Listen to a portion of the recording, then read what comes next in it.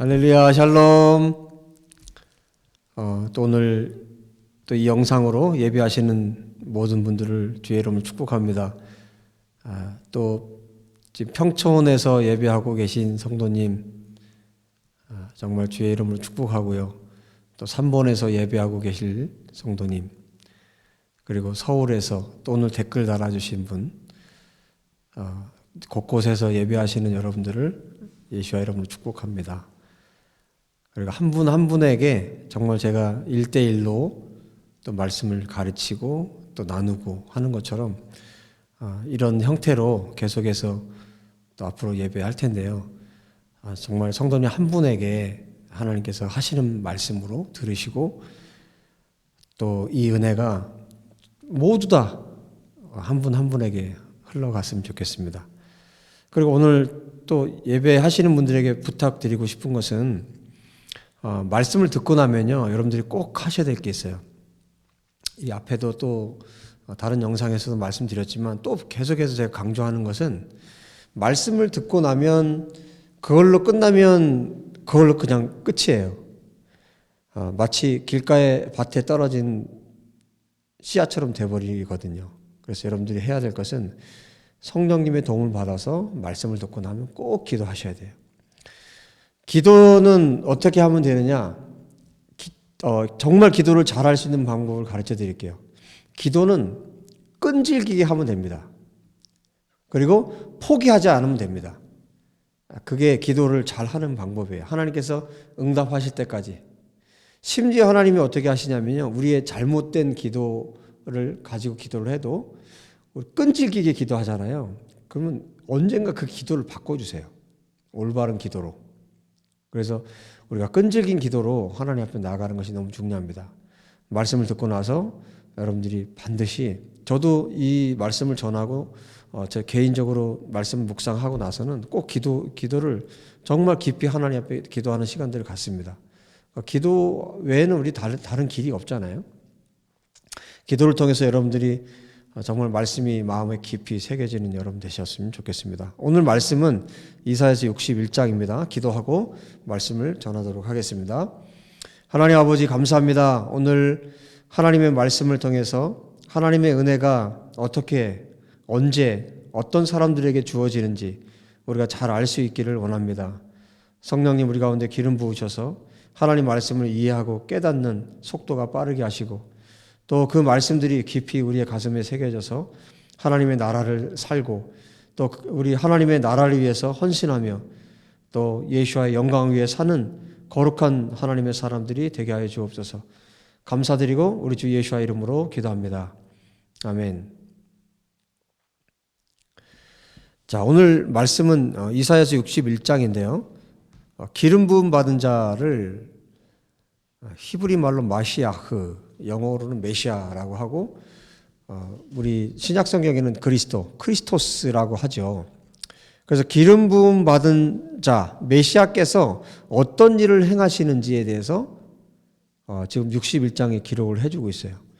1절에 보시면 이렇게 말씀하시죠. 주 여호와의 영이 내게 내리셨으니, 여기 내게라고 그랬는데 여기 내게는 누구냐면 메시아를 말하는 거예요.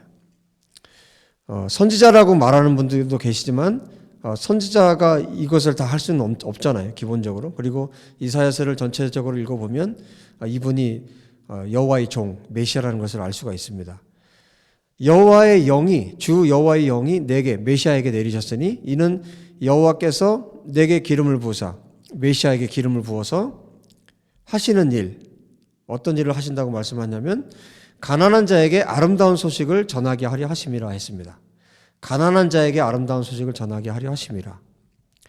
나를 보내서 마음이 상한 자를 고치고 포로된 자에게 자유를, 갇힌 자에게 노임을 선포하며 여호와의 은혜의 해와 우리 하나님의 보복의 날을 선포하여 모든 슬픈 자를 위로하되 무릇 시온에서 슬퍼하는 자에게 화관을 주어 그 죄를 대신하며 기쁨의 기름으로 그 슬픔을 대신하며 찬송의 옷으로 그 근심을 대신하시고 그들이 의의 나무 곧 여호와께서 심으신 그 영광을 나타낼 자라 일컬음을 받게 하려 하심이라.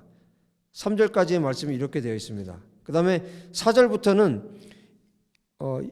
메시아가 이루실, 메시아께서 회복해 하실 그 시온의 모습들에 대해서 다시 한번 보여주고 있는데요. 이 말씀을 우리가 잘 이해하기 위해서는 어디를 봐야 되냐면 누가복음 4장을 봐야 됩니다. 누가복음 4장을 보면 거기에 예수님께서 이 말씀을 그대로 인용해서 읽으시는 장면이 나와요. 자, 누가복음 4장을 좀 같이 보시면요. 누가복음 4장 16절에 이렇게 말씀합니다.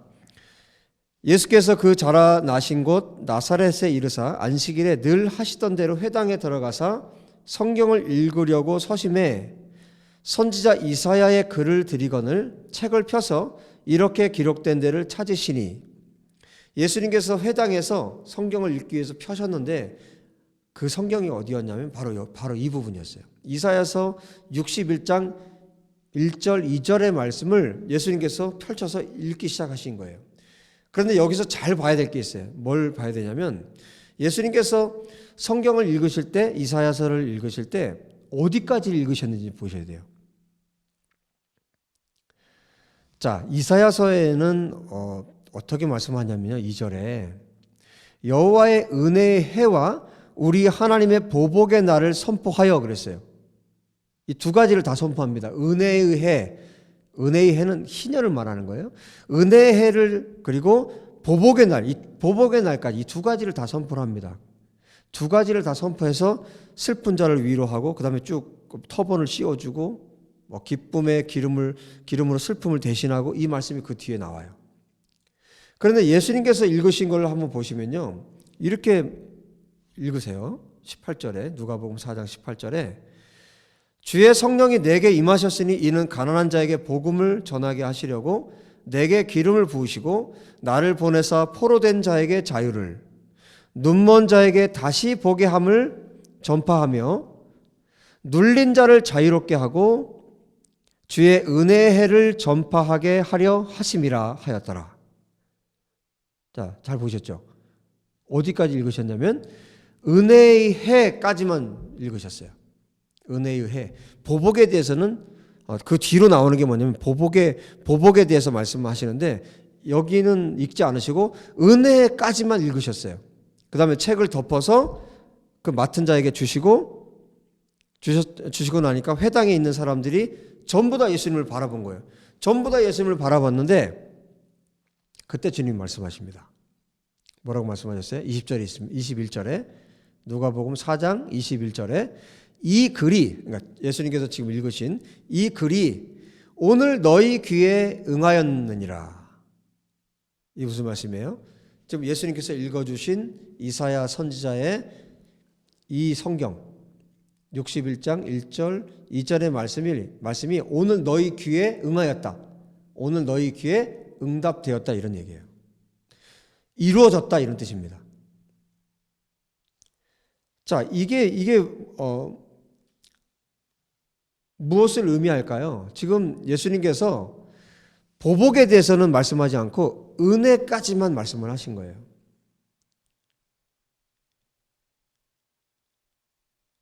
눈치채셨습니까? 예, 맞습니다.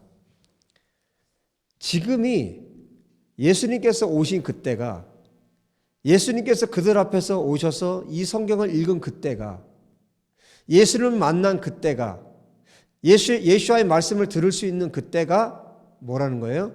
희년이라는 거예요. 은혜의 해라는 거예요. 기회의 시간이라는 겁니다. 마치 지금 제가 이 말씀을 선포하고 전하고 있는 이 시간이, 하나님의 말씀을 들을 수 있는 이 시간이 은혜의 해요, 은혜의 시간이라는 거예요. 지금이 성도님이 하나님의 말씀을 듣고 돌이킬 수 있는 시간이고, 성도님이 이 말씀을 듣고 삶을 다시 한번 결정할 수 있는 시간이라는 겁니다. 너무너무 중요하죠? 그런데 지금 예수님께서 이 성경을 읽고 이 말씀을 하시는데 어떤 반응이 일어나는지 아십니까? 사람들이 예수님의 입에서 나오는 말씀이 너무 은혜로운 거예요. 하나님이신 그분이 말씀을 하니까 얼마나 은혜롭겠어요. 그런데 뭐라고 얘기하냐면 저 사람이 요셉의 아들이 아니냐, 이렇게 말을 해. 22절에. 예수님께서 그들의 마음을 다 아시죠. 다 아시고 그때 당시에 그런 속담이 있었던 모양이에요. 의사야, 너 자신이 고쳐라. 너 자신을 고쳐라. 여러분, 의사가 자기도 못 고치는데 남을 고칠 수 있어요? 지금 그런 속담이 그때 당시 있었던 거예요. 그래서 그 속담을 인용해서 너희가 이런 말을 하고 싶지, 우리가 들었는데 가버나움에서 예수야, 당신이 행했던 그 기적들을 너의 고향인 지금 고향에 와 있으니까 주님이 이 고향에서도 한번 해봐라. 이런 마음이 그들 가운데 있다는 거예요. 예수님께서 그들의 마음을 간파하고 이 말씀을 하신 겁니다. 그러면서 뭐라고 말씀하시냐면 선지자가 고향에서는 환영을 받는 자가 없느니라. 이렇게 말씀하세요. 선지자가 고향에서 환영을 받지 못한다는 이 말씀이 지금 나에게도 해당이 된다. 주님이 그 말씀을 하고 계신 거죠. 그 다음에 중요한 말씀을 하십니다.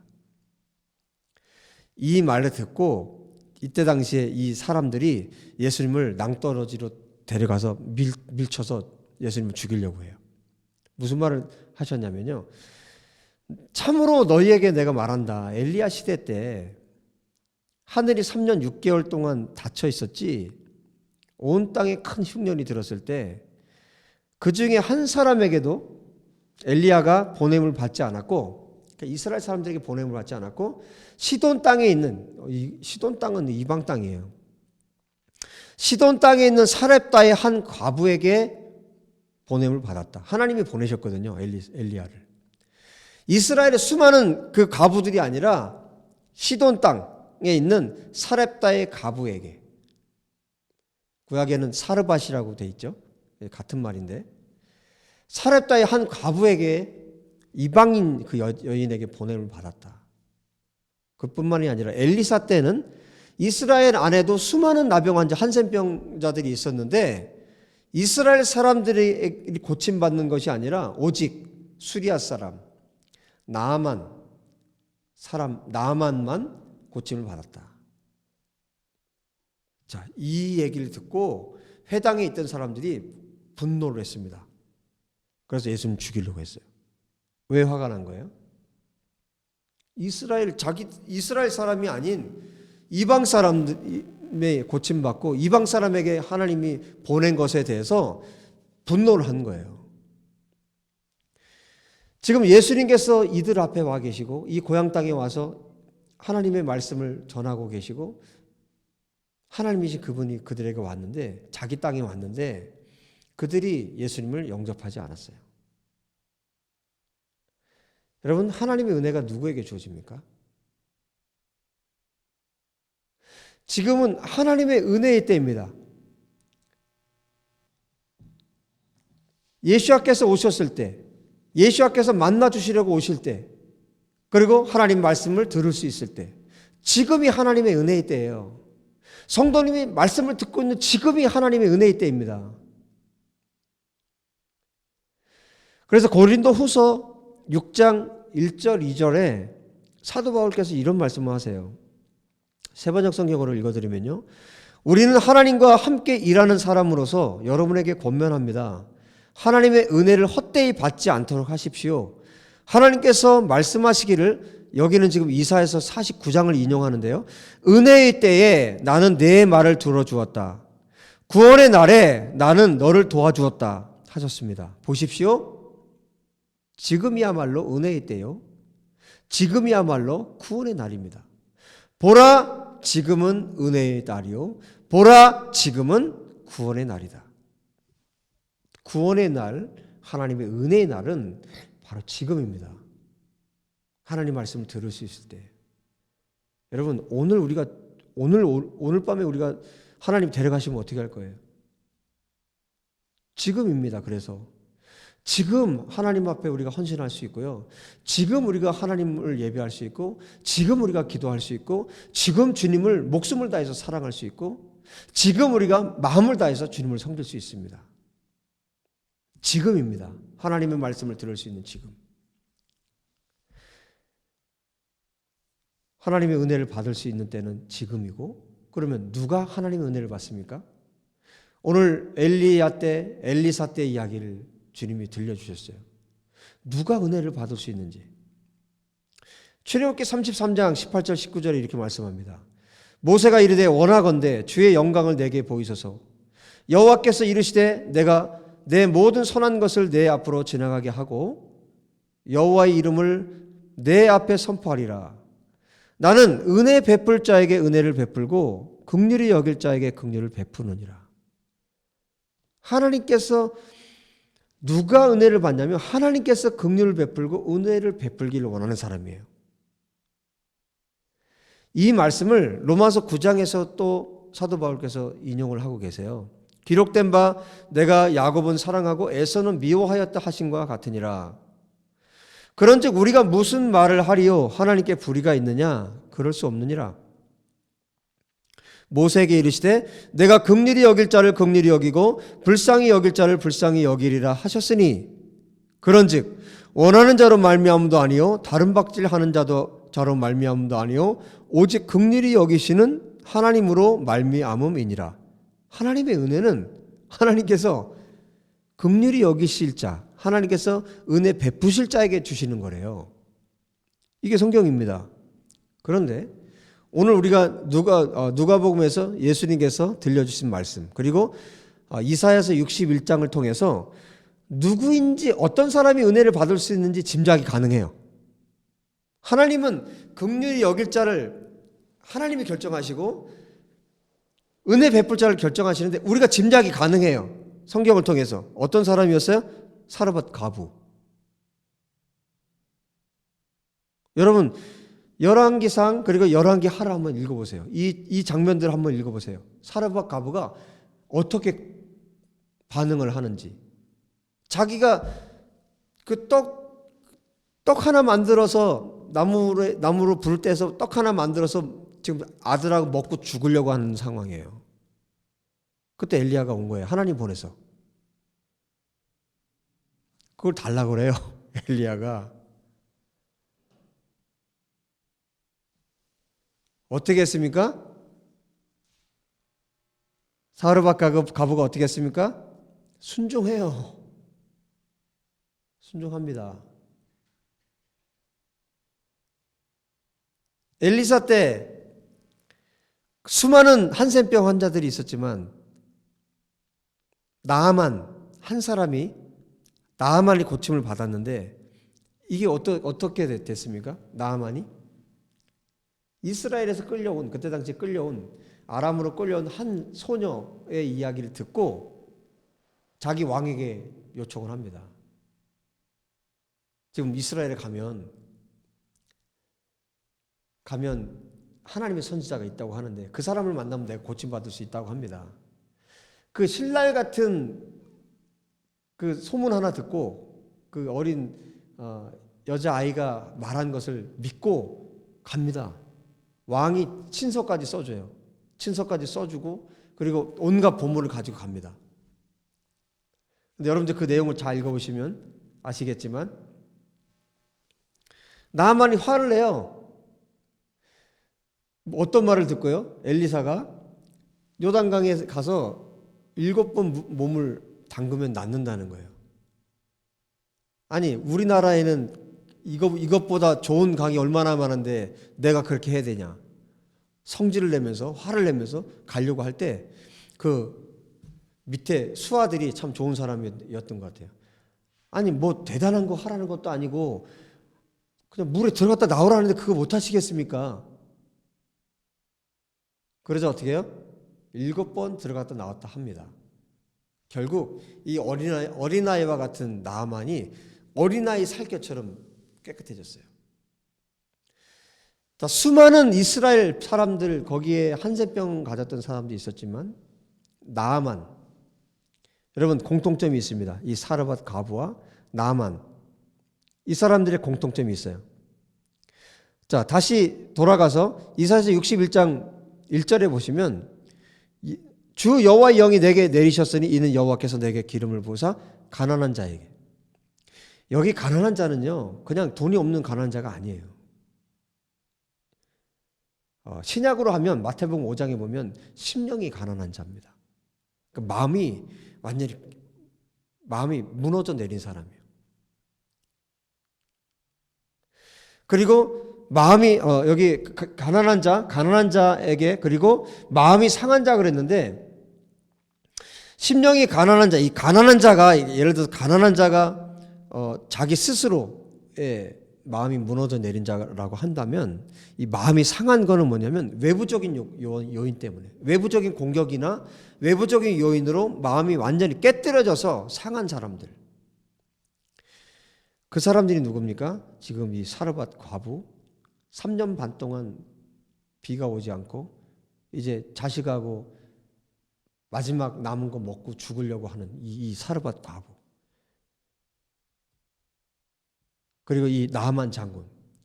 자기가 아람에 혁혁한 그런 공을 세웠지만 결국 그렇게 왕 다음 가는 자리에 있었지만 자기는 뭐예요? 병을 앓는 사람. 포로된 자였고 갇힌 자였고 그야말로 마음이 깨져버린 사람. 정말 하나님의 은혜가 아니면 살 수 없는 사람. 하나님의 은혜가 아니면 빠져나올 수 없는 사람. 그 하나님의 은혜만을 사모하고 기대하는 사람. 하나님께서 은혜 베풀 자에게 은혜 베풀고 긍휼을 베풀 자에게 긍휼을 베푸신다고 했는데 우리가 눈치챌 수 있어요. 그 사람이 누구인지. 이 사람들입니다. 사르밧 과부 같은 사람. 나아만 장군 같은 사람. 여러분, 성도님께 오늘 주님께서 오셔서 은혜 베풀기를 원하십니다. 긍휼을 베풀기를 원하십니다. 지금이 하나님의 은혜를 받을 수 있는 시간이고 하나님의 긍휼을 받아들일 수 있는 시간입니다. 지금 이 메시지를, 이 말씀을 듣고 있다는 것 자체가 하나님께서 우리에게, 성도님에게 긍휼을 베풀 자라고, 은혜를 베풀 자라고 말씀하고 계신 것 아닐까요? 저는 그렇게 믿고 싶습니다. 그래서 오늘 이 이사야서 61장에 하나님께서 이 메시아를 보내셔서 시온에서 슬퍼하는 자에게 화관을 씌워주시고 죄를 대신하고 기쁨의 기름으로 그 슬픔을 대신하고 찬송의 옷을 입혀주셔서 근심을 대신하고 결국 그들이 의의 상수리 나무 여호와께서 심으신 하나님의 영광을 나타낼 자라는 그 이름을 모든 사람들에게 받게 되는 그 시온 그리고 성도님 또 예수와의 교회가 되었으면 좋겠습니다. 지금이 바로 하나님의 은혜를 받을 만한 때입니다. 지금 이 시간이 하나님의 구원의 때입니다. 그분 앞에 엎드리십시오. 하나님, 지금이 하나님의 은혜의 때이고 지금이 하나님의 구원의 때임을 믿습니다. 주님이 오시든 아니면 우리가 이 땅에서 죽든 분명히 우리에게 끝이 있는데 그 끝이 언제라고 우리가 장담할 수 있겠습니까? 지금 하나님께서 말씀하시는 지금 이 시간에 하나님의 은혜를 받게 하시고 하나님의 긍휼을 받게 하여 주옵소서.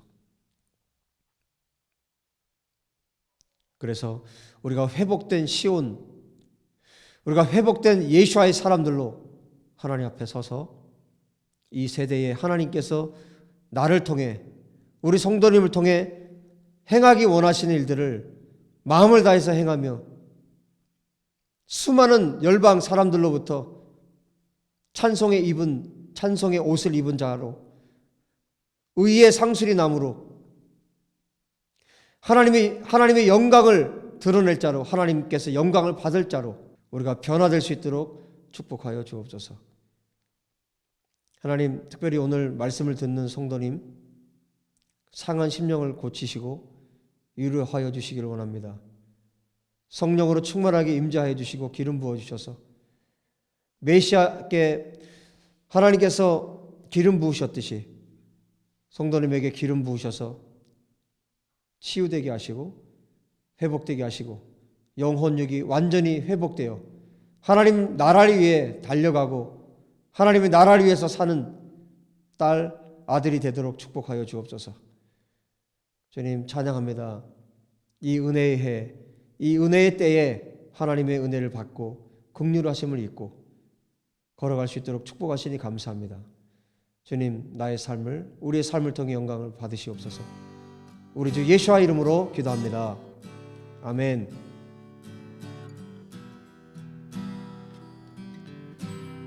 성도님, 예수와 이름으로 축복하고요. 정말 오늘이 성도님이 일어설 수 있는, 그리고 정말 하나님의 은혜를 받을 수 있는 정말 복된 시간이 되시길 진심으로 기원합니다. 승리하십시오. 샬롬.